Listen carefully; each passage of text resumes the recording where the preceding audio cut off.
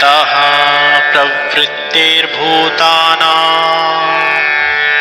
येन सर्वमिदं ततं स्वकर्मणा तमभ्यर्च्य सिद्धिं विन्दति मानवः। जिस परमात्मा के द्वारा सभी प्राणियों का जन्म होता है और जिससे यह संपूर्ण जगत व्याप्त है, उस परमात्मा की अपने स्वाभाविक कर्म के द्वारा पूजा करके मनुष्य सिद्धि को प्राप्त हो जाता है। The Supreme Soul, from whom all the beings are born, and that which pervades this entire universe, people attain perfection by worshipping that Supreme Soul through their natural duties.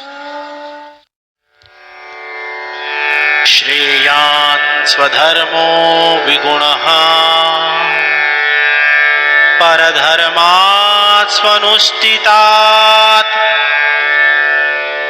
स्वभावनियतं कर्म कुर्वन्नाप्नोति किल्बिषम्।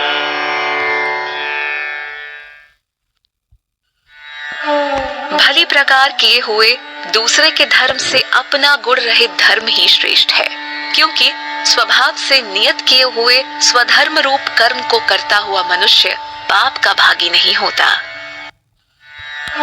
It is better to perform one's own dharma, even though performed imperfectly, rather than performing another's dharma, even though perfectly.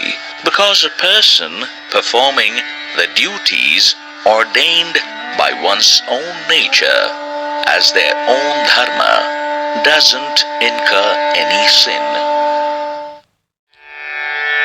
सहजं कर्म कौन्तेय सदोषमपि न त्यजेत् सर्वारम्भा हि दोषेण धूमेनाग्निरिवावृताः। हे कौन्तेय, सहज कर्म को दोष युक्त होने पर भी नहीं त्यागना चाहिए, क्योंकि सभी कर्म धुएं से ढकी हुई अग्नि के समान दोषपूर्ण होते हैं। O Kaunteya, one should not abandon one's own duties, even if it is full of defects, because all the duties are enveloped by defects, just like the fire is enveloped by smoke. असाक्त बुद्धिः सर्वत्र